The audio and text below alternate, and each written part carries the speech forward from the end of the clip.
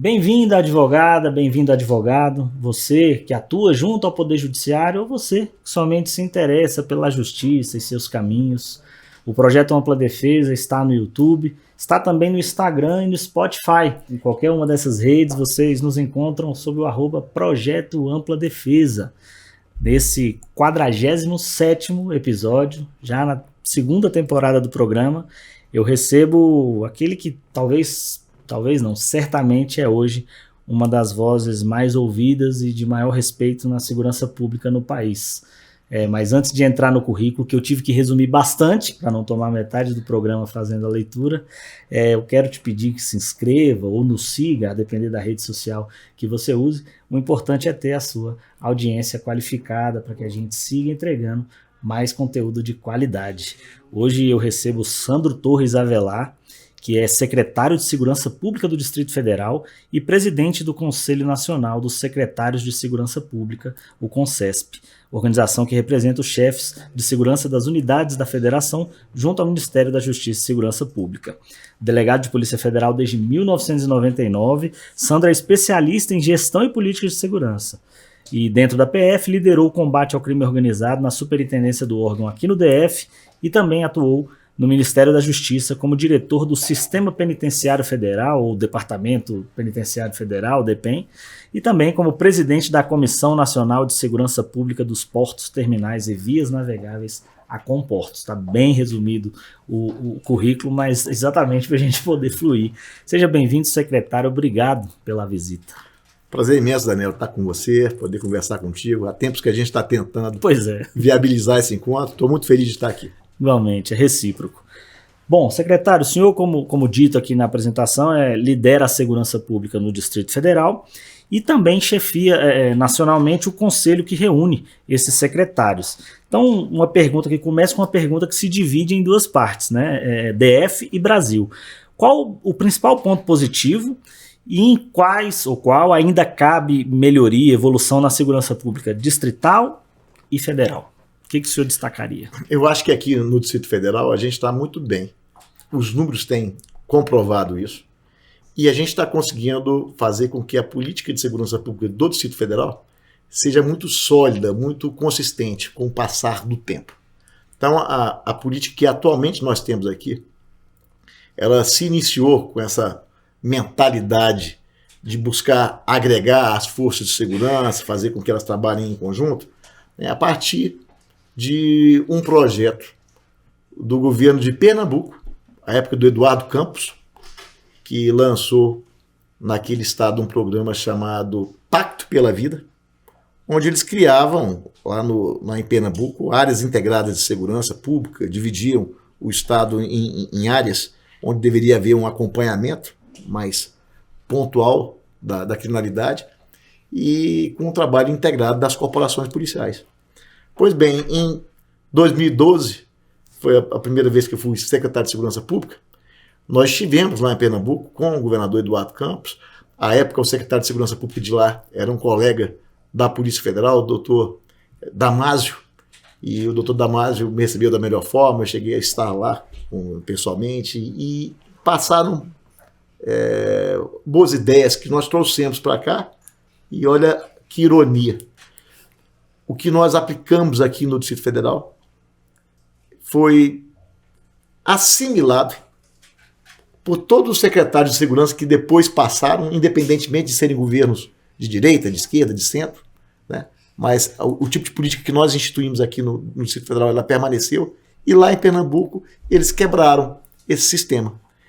E eu posso te garantir que essa forma de trabalho que a gente instituiu, ela vem criando uma cultura muito boa, que eu defendo sempre, que é aquela busca por melhorias, mas respeitando o sistema. A segurança pública ela tem que ser respeitada de forma que as mudanças venham de maneira gradual. Não existe bala de prata para a segurança pública para resolver as questões relacionadas à segurança, né? Mas existe um trabalho que é profícuo, um trabalho que é permanente, um trabalho que você está sempre aperfeiçoando, mas mantendo essa coluna vertebral, né? E aqui no caso do Distrito Federal, essa coluna vertebral se baseia em 2 fundamentos, pode-se dizer.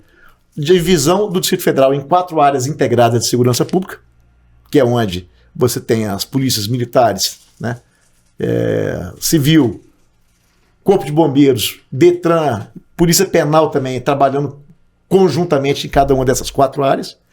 Trabalho muito forte de monitoramento dos números, que a gente chama de segurança com base em evidências. Isso aí você sabe exatamente onde é que o crime está acontecendo, porque são 35 regiões administrativas diferentes, realidades diferentes.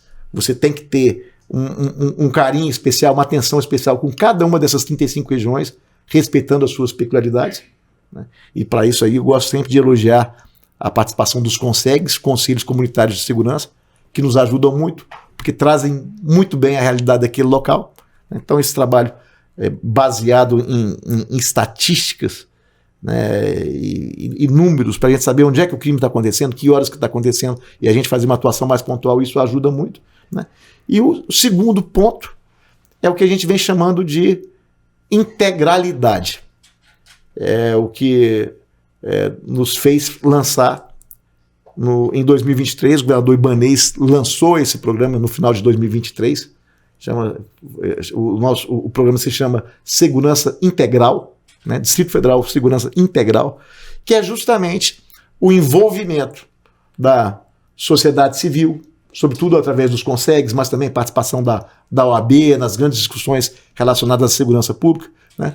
Participação da imprensa, porque a imprensa também pode ajudar muito nas políticas de segurança pública, informando a população, mostrando o que nós temos como ferramentas que podem ser utilizadas, né? Dando as informações que são necessárias dar, mas sem jamais, ainda que involuntariamente, fazer que com isso se estimule ainda mais aquele tipo de crime. Então esse trabalho conjunto com a sociedade civil, com as demais áreas de governo, né, e também com a participação forte da imprensa, a gente tem chamado de integralidade. Então o nosso programa se chama Segurança Integral, e os resultados estão aparecendo, né? Claro que tem muito que melhorar, mas discussões, por exemplo, como a questão da criminalidade doméstica, crime de feminicídio, por exemplo, que é um crime que acontece em ambiente doméstico, na maior parte das vezes, fica impossível para as forças de segurança trabalharem na prevenção.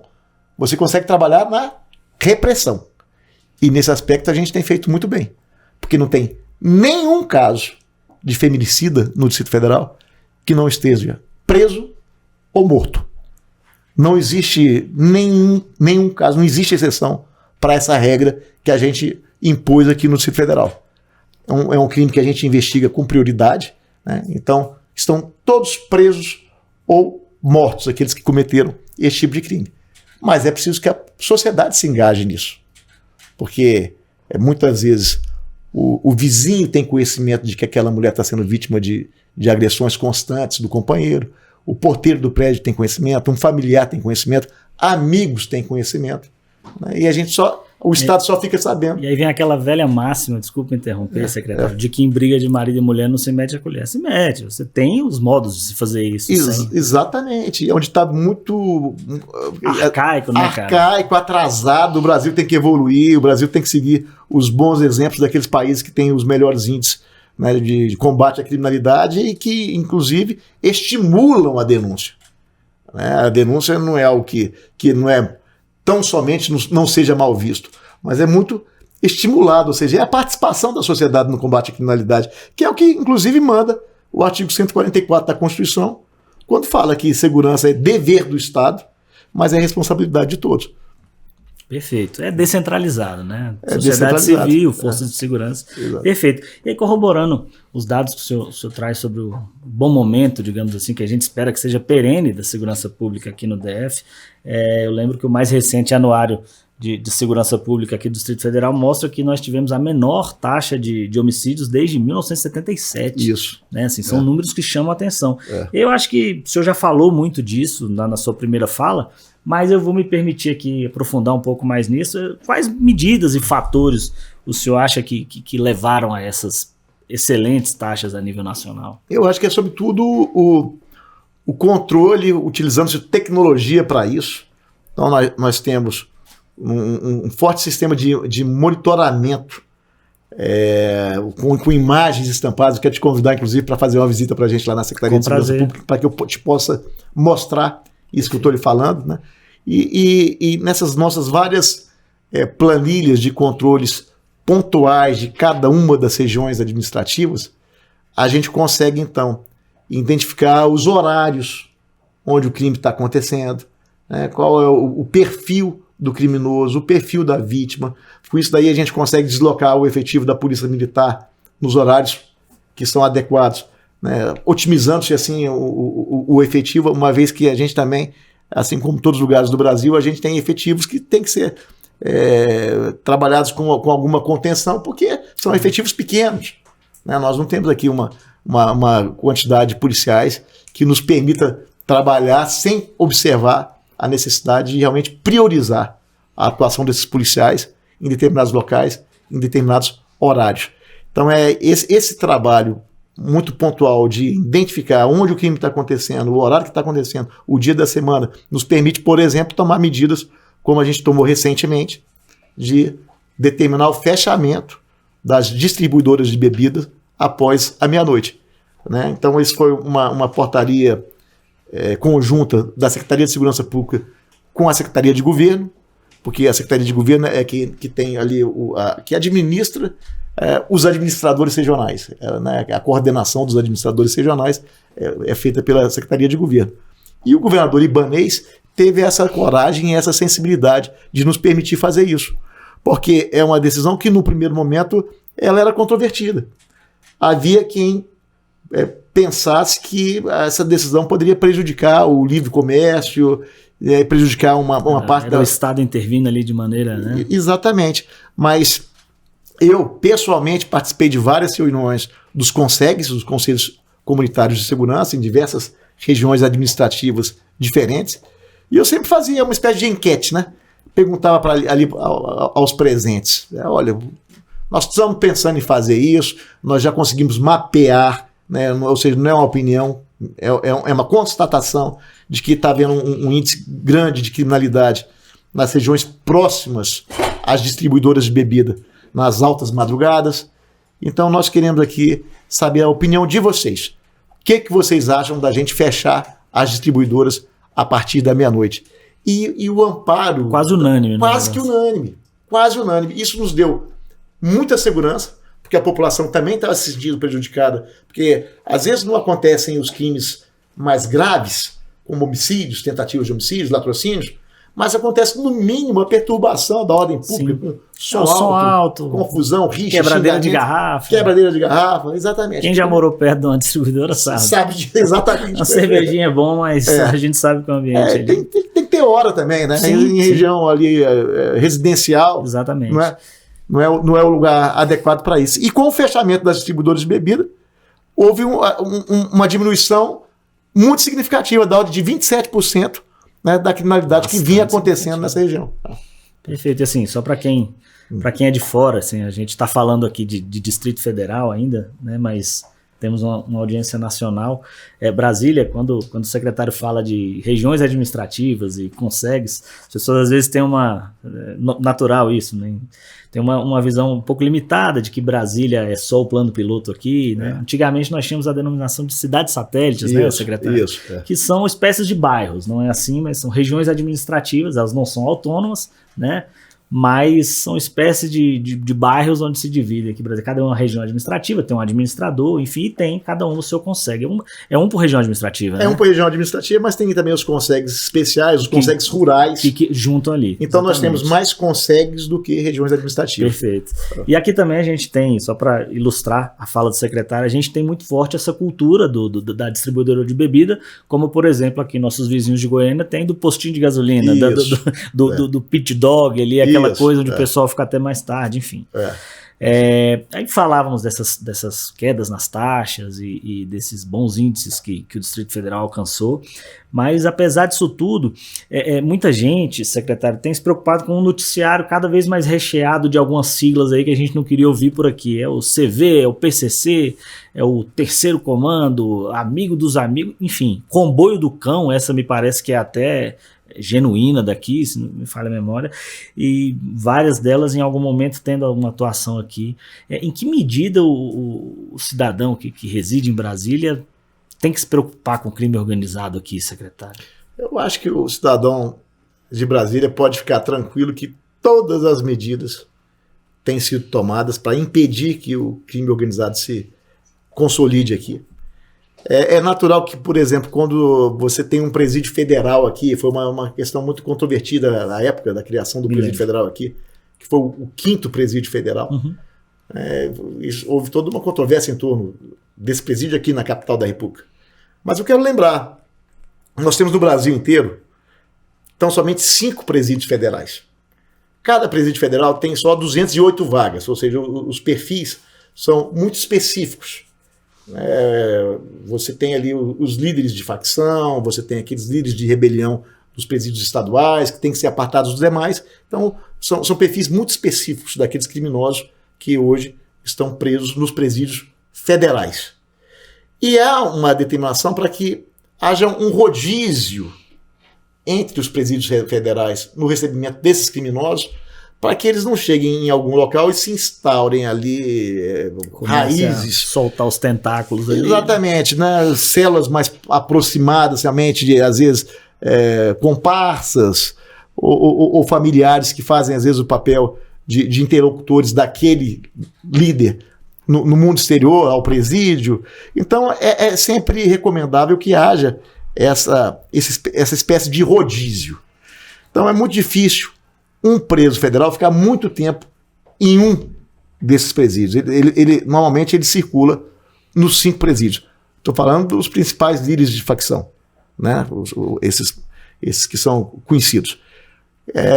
Então a população daqui de Brasília é natural que fique preocupada, né, quando tem desses nomes aí conhecidos da mídia, né, criminosos que são famosos pela sua capacidade de interferir, mesmo estando presos, né? Interferir no mundo exterior, cometendo crimes, fazendo com que as pessoas próximas a eles continuem cometendo crimes. Mas aqui a gente tem uma polícia penal muito eficiente, tanto a Polícia Penal Federal quanto a Polícia Penal do Distrito Federal são instituições compostas por profissionais muito eficientes, que fazem um trabalho de inteligência muito bom dentro do sistema penitenciário, coletando informações que permitam às demais corporações trabalhar com aquelas informações, contendo assim a criminalidade.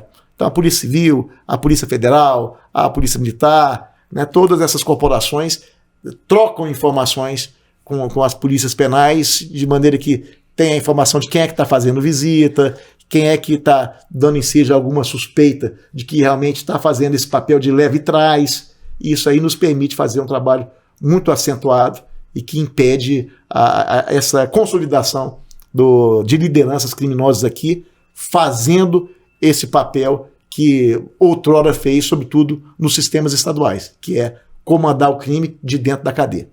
Exatamente. Aí eu entro volto lá atrás, numa nova tabelinha entre DF e União, né? Entre SSPDF e CONCESP, assim. O que o senhor acha de mais positivo daqui? O que o senhor leva, na verdade, quando o CONCESP se reúne? O que o senhor leva do DF, assim, com orgulho? Olha, esses números aqui são meus. Número a gente já falou bastante, mas assim, uma experiência que o senhor já conseguiu replicar, por exemplo, no CONCESP, assim, olha, isso aqui é uma boa prática, né? O que dá para levar do distrital para o federal? Olha, a gente tem realmente servido de modelo em muitos aspectos. Um dos que assim, tem chamado a atenção é justamente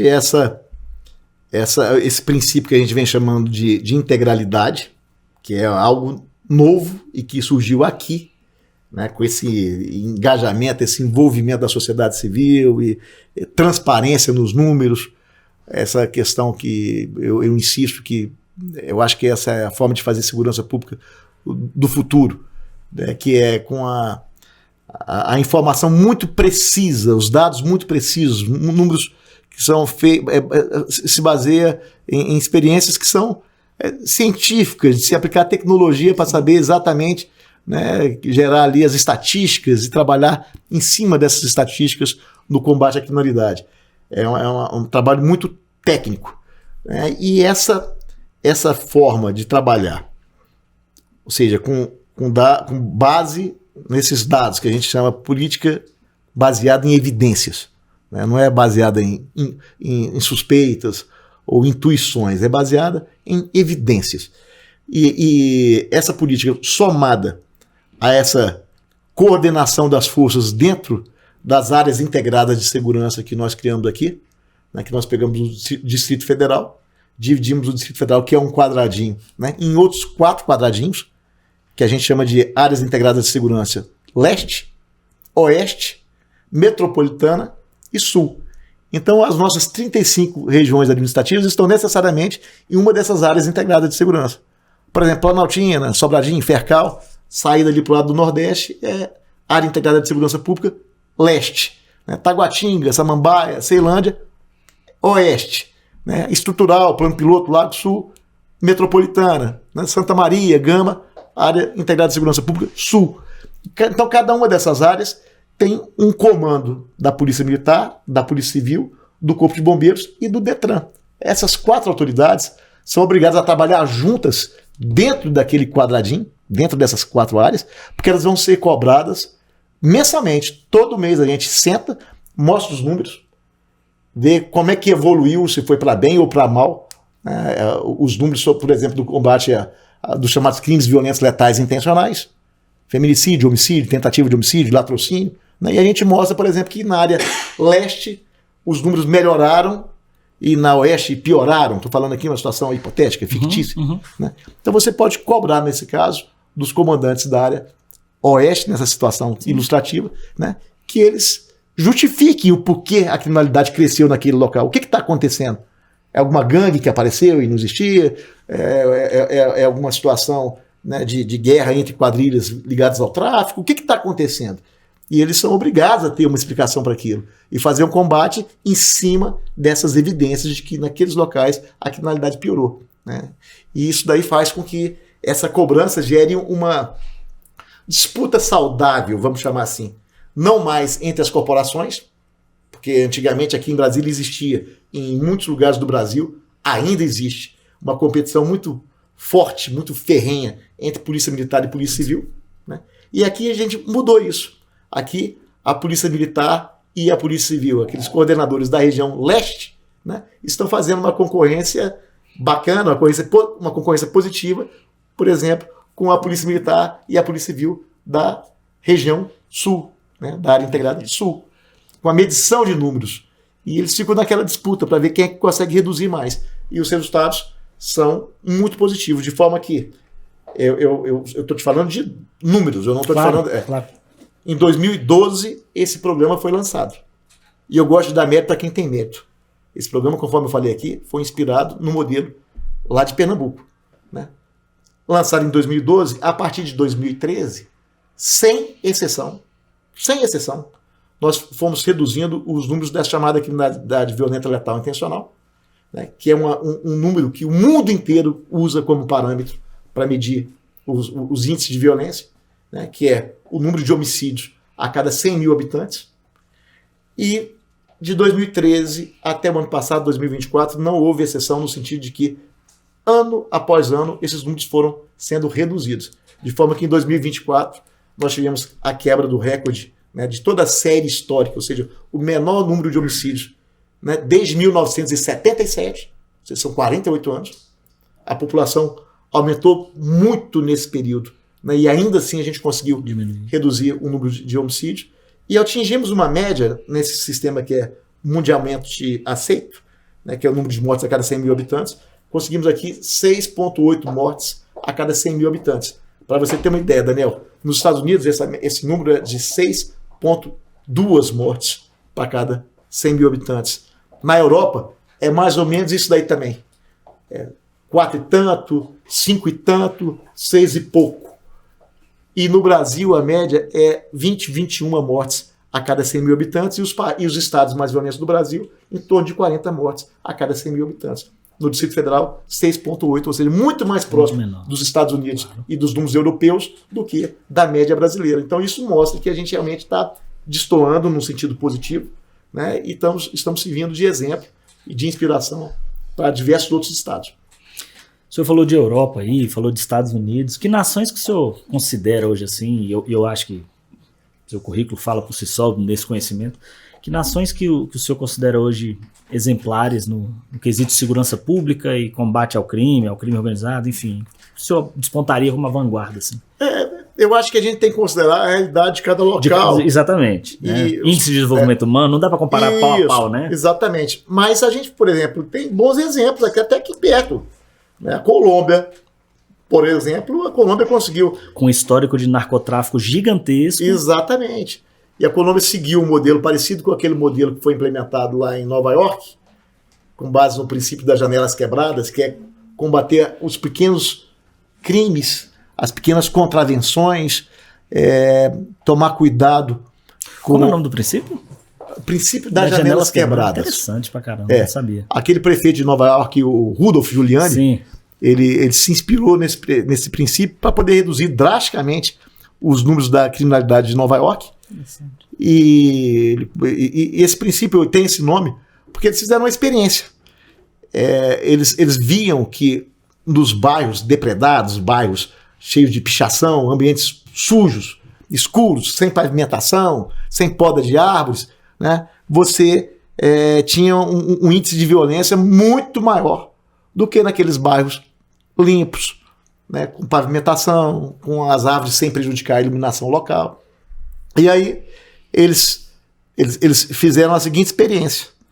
Eles colocaram um carro com o vidro, o carro inteiro, né, numa região destruída, e um carro inteiro também, né, ou seja, um carro íntegro, numa região também onde os índices de criminalidade eram muito baixos, para fazer a comparação. E enquanto estavam os dois carros inteiros, né, naquela região onde já tinha uma degradação maior, eles quebraram a janela do carro e destruíram todo o carro. Né? E naquele local onde não havia tanta degradação, eles fizeram a experiência de ir lá e quebrar o vidro do carro, que não havia sido mexido até então. Propositalmente. Ali. Quando quebraram, rapidamente, sabe, furtaram tudo que tinha dentro do carro, e som, e roda, e fizeram com que, então, ficasse provado que quando você conserva algo, você mantém as ruas limpas, você conserva as paredes limpas, a iluminação funcionando, a população tende a respeitar mais aquela região e a criminalidade cai acentuadamente. Por isso o nome de princípio das janelas quebradas. Foi a quebra da janela do carro que fez com que a população rapidamente depredasse aquele carro, né, carregando tudo que eles conseguiram carregar.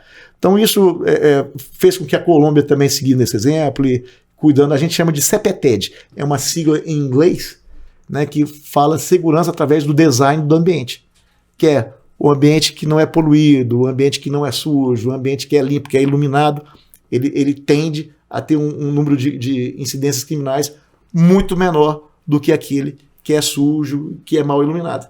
Né? Então você consegue muitas vezes reduzir a criminalidade não com a presença da polícia. Você muitas vezes não precisa necessariamente da presença da polícia, desde que você coloque um poste com luz em um local onde, por exemplo, tinha um grau acentuado de estupros ou de furtos ou de roubos naquela região. Então é uma soma que você faz de valores, uma soma de ações cujo resultado vai acarretar na diminuição da criminalidade, o que não sobrecarrega, então, a segurança pública, essa tradicional, que é feita com as polícias tradicionais, Polícia Civil, Polícia Militar e as demais polícias fazendo esse trabalho só de contenção da criminalidade. Interessantíssimo, né? Eu de fato não conhecia, assim, procuro ler muito, né? Interesse leigo, né? Sobre segurança pública eu nunca vou procurar saber depois. Vou entrar num outro assunto aqui agora, já encaminhando, infelizmente foi o fim do bate-papo. A gente falou em janelas quebradas. O senhor é o primeiro secretário de Segurança Pública efetivo após a intervenção que houve aqui, depois daqueles atos de 8 de janeiro, né? Como que o senhor encontrou a segurança pública de Brasília naquele momento, quando o governador convidou o senhor para essa missão? Como que o senhor encontrou a segurança pública? Como que o senhor viu aquilo tudo que aconteceu? Não sobre, obviamente, o viés político, que eram as manifestações, enfim, mas Como que o senhor achou o DF e falou assim, o que eu preciso fazer agora, daqui para frente, para consertar tudo isso, assim, uma segurança que vinha ali em xeque, na linha de tiro do noticiário nacional? Né?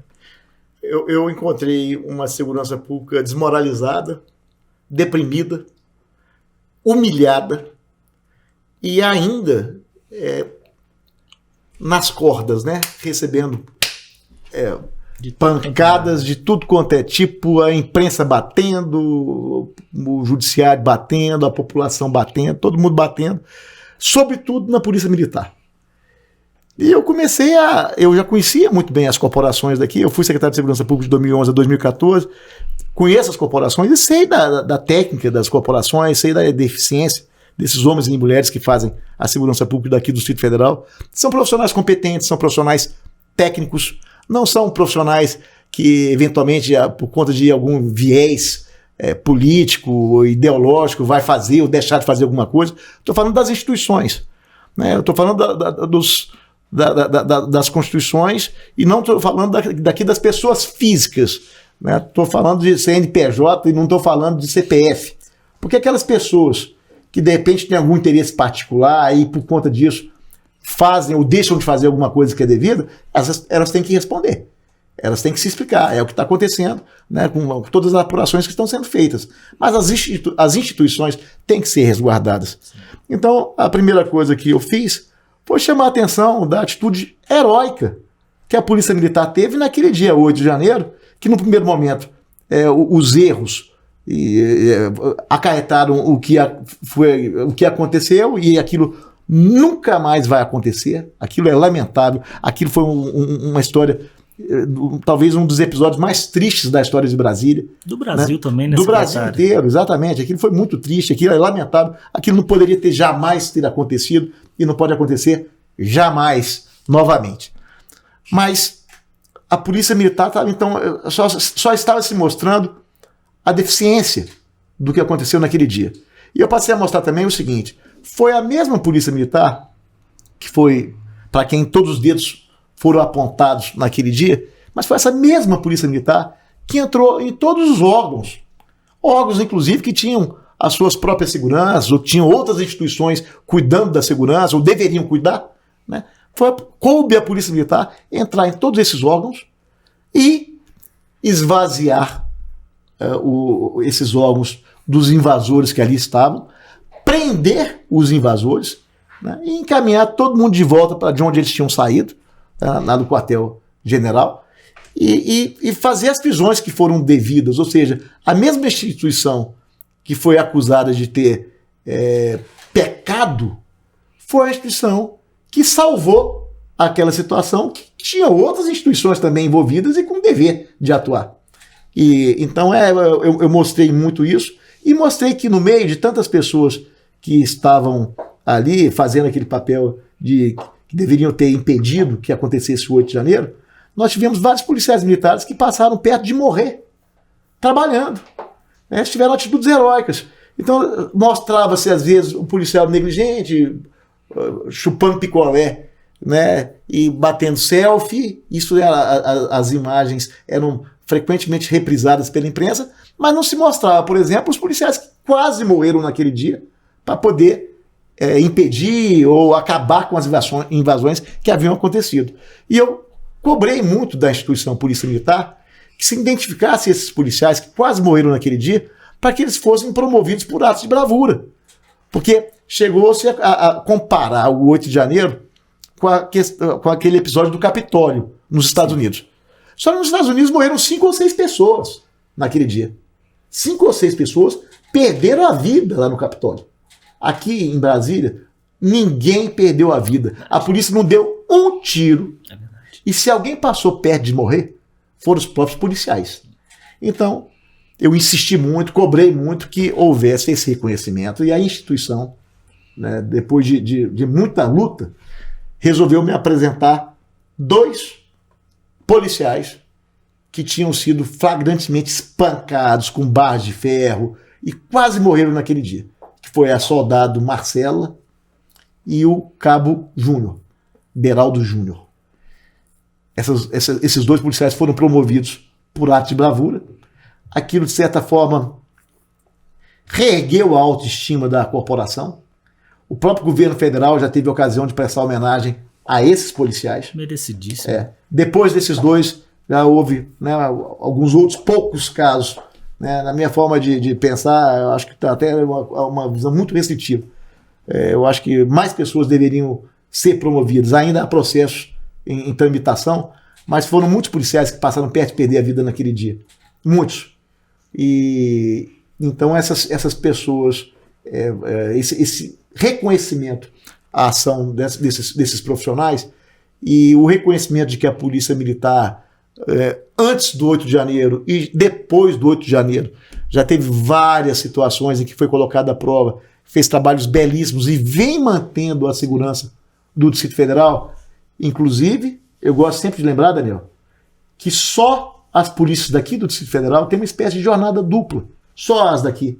Porque além de cuidar das 35 regiões administrativas que você já mencionou, as polícias daqui têm que se dedicar a garantir a segurança da esplanada dos ministérios, né, dos tribunais superiores, Praça dos Três Poderes, e seus familiares, a Praça dos Três Poderes, do corpo diplomático, com todos os profissionais, familiares, funcionários do corpo diplomático. Quantas sedes de autarquias e de órgãos aqui, né? Muitas, exatamente. Deixa uma sensibilidade enorme no ar, assim. Exatamente. Né? Só para você ter uma noção, Brasília é a segunda capital com maior corpo diplomático, maior recebimento de diplomatas do mundo. Só perde para Washington. Sabe? Brasília tem quase 200 representações diplomáticas. Né? Só o Washington tem mais do que isso. E a gente, né, compete às nossas forças de segurança garantir a segurança de todas essas pessoas, não só os próprios diplomatas, mas familiares, funcionários, né, dos corpos diplomáticos. Então, assim, as polícias daqui, elas merecem toda essa consideração. O que aconteceu no 8 de janeiro foi um episódio lamentável, nunca mais vai acontecer, no que depender da gente. A gente tem sempre falado isso, se tiver que pecar, nós vamos pecar pelo excesso de segurança, jamais por qualquer coisa que possa dar a impressão de que houve qualquer tipo de negligência. Né? Mas é preciso que isso seja reconhecido. E eu acho que com o passar desses dias, acho que até de maneira rápida nós conseguimos trazer essa realidade, conseguimos mostrar essa realidade e contamos com reconhecimento, né, até de congressistas de outros estados que reconheceram isso, o próprio governo federal ele já teve a oportunidade de reconhecer também, e a gente insiste. É preciso que haja esse reconhecimento. Agora, por exemplo, tem um projeto que está lá tramitando ainda no Poder Executivo Federal, que é o projeto de readequação, realinhamento dos salários dos policiais daqui com a Polícia Federal.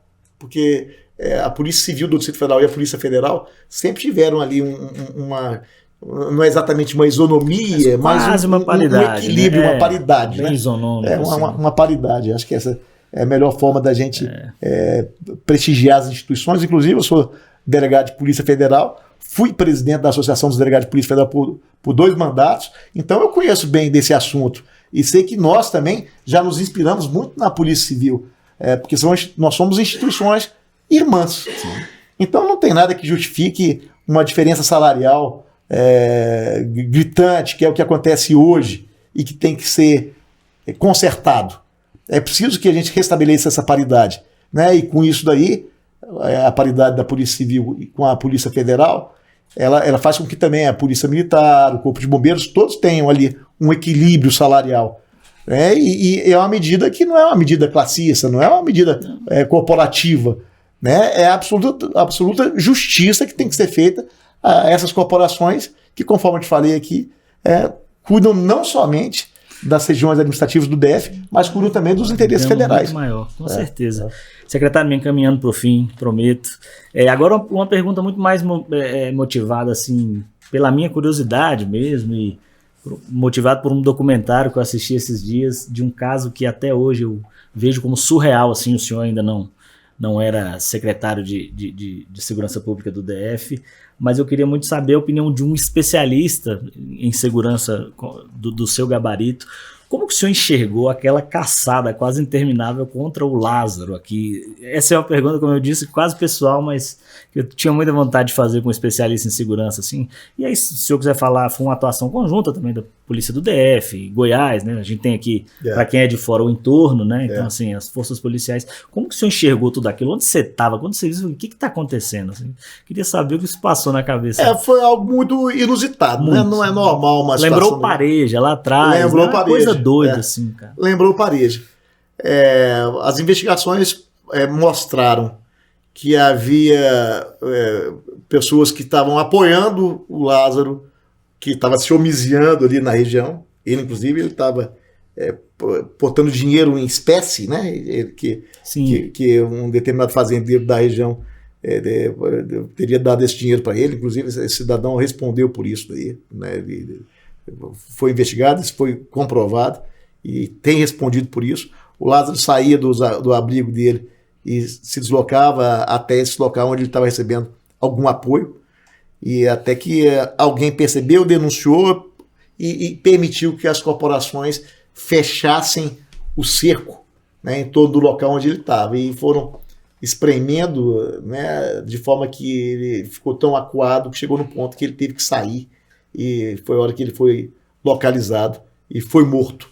Aquilo é algo inusitado. Eu vejo também uma certa disputa, no sentido de que, ao mesmo tempo que as corporações estão se ajudando, fazendo uma força-tarefa que envolveu polícias do Distrito Federal, polícia de Goiás, até a Polícia Federal também se envolveu, né, com aquela preocupação de cada um usar as ferramentas que tinha para poder ajudar, né? Mas às vezes falta aquela coordenação que permita que a confluência de forças surta um efeito como se espera, né? Às vezes são muitas cabeças trabalhando separadamente e isso não tem o mesmo efeito positivo que teria todas as cabeças trabalhando de forma coordenada. Então foi uma série de circunstâncias que deu ensejo a essa demora, né? Mas ali também não se pode dizer que era uma situação fácil de resolver, porque ele se escondeu numa área de mata, ele conhecia muito a região, conhecia muito melhor do que aqueles policiais que ali chegaram tendo que tomar conhecimento da região naquele momento ali e entender um processo que ele já conhecia profundamente, né? Quem é policial sabe como é que funciona isso, né? Lá na Polícia Federal, por exemplo, a gente às vezes saía para fazer operações lá na região Nordeste, ali no chamado Polígono da Maconha, aquela região de Cabrobó, Orocó, Belém do São Francisco, ali perto de Salgueiro, Petrolina, né?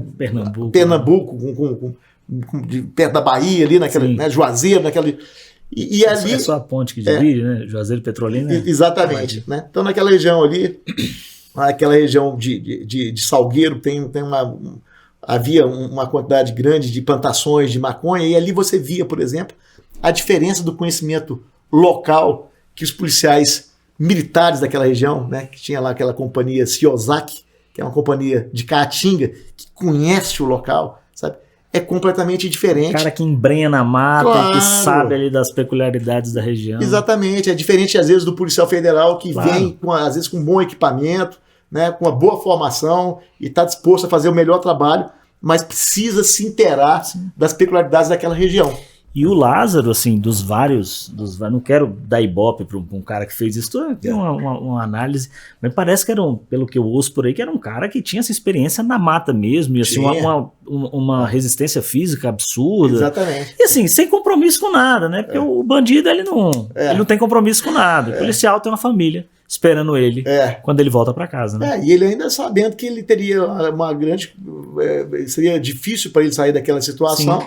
Porque ele é um cara já conhecido pela sua violência, sim, todos sabiam que ele estava armado, como ele realmente foi o que aconteceu, né? Aconteceu aquilo que todos imaginavam que iria acontecer. O Lázaro não tinha o perfil do cara que se entrega pacificamente. Então é um serial killer, né? Um psicopata. Serial killer, psicopata, armado, né? Ou seja, ele estava disposto a tentar matar um policial. Até novo fazer. Secretário, o senhor falou aí do dinheiro vivo, eu li muita coisa no noticiário da época, consumi muita coisa, mas novo para mim, assim. E aí ele tem uma arma a mais, né? Exatamente. Corrompendo ali. Enfim, eu quero agradecer imensamente ao senhor. Eu falei que a hora passava rápido, né? É verdade. Agradecer muito pela disponibilidade de estar aqui. A gente sabe como é cheia a agenda de um secretário de Segurança Pública, que também coordena o CONCESP. Então, assim, da minha parte, do projeto Ampla Defesa aqui, quero agradecer muito. Quero saber se o senhor tem um recado final para a população do DF, ou para a classe policial. Fica à vontade para suas últimas palavras aí no nosso espaço. Eu quero te agradecer e dizer à população do Distrito Federal, e dizer, eu acho que a população em todo o país tem que entender que as forças de segurança pública são técnicas, são profissionais, são pessoas que se dedicam a melhorar a qualidade de vida dos cidadãos de todo o Brasil. Então eu gosto de lembrar que aquele policial, seja ele homem ou mulher, quando ele tira a farda, ele é o pai, é a mãe de família, que querem um futuro melhor para os seus filhos, que estão preocupados com seus filhos. Os filhos desses profissionais estão estudando nos mesmos colégios, né, que a nossa grande massa da população do Distrito Federal e do país tem essas crianças também estudando nos mesmos colégios, com as mesmas preocupações, inclusive no que diz respeito à própria segurança, né, dos seus filhos que estão... O filho do policial não é imune. Não é imune, está nas ruas também. Até mais visado. Então eu tenho sempre chamado a atenção o seguinte: segurança pública é um assunto muito sério, tem que ser tratado por profissionais da segurança pública. As autoridades responsáveis pela segurança pública, elas têm que ser ouvidas. Se você tem autoridades que estão muito distantes da realidade do país, eu digo essa realidade das ruas, que você sente, que quem está nos ouvindo sente também, a realidade das ruas, né? Aquela pessoa que está andando na rua, que está frequentando o comércio, que está frequentando a padaria, né? Que está caminhando, que pode ser eventualmente vítima de algum ato de violência, algum crime contra o patrimônio. Essa população acaba tendo uma afinidade muito maior, e às vezes não sabe disso, com um profissional da segurança pública, com um policial que também está nas mesmas circunstâncias, né? Os seus filhos também estão andando nas mesmas ruas, frequentando os mesmos estabelecimentos, frequentando as mesmas escolas, né? E é preciso então que haja essa relação de confiança, de aproximação. Nós estamos todos do mesmo lado, os policiais e profissionais da segurança não vieram de outro planeta, eles estão aqui também, nesse local, trabalhando, assim como qualquer profissional, dando o melhor de si para, dentro das suas atribuições, construir um futuro melhor para o Distrito Federal e para o país. Perfeito. Com as palavras do secretário aqui agora, a gente encerra esse brilhante programa. Estou ansioso já para ver aqui de outro prisma. E fica o meu pedido final aqui a você: nos acompanhe no YouTube, no Instagram, também no Spotify, seguindo aqui o exemplo do secretário Sandro Torres Avelar. Se intere das políticas de segurança do seu município, do seu estado, do país. Fique por dentro, é um serviço que está a nossa... É uma política pública, né, secretário? E exerça a sua cidadania também nesse aspecto. Um abraço, até mais.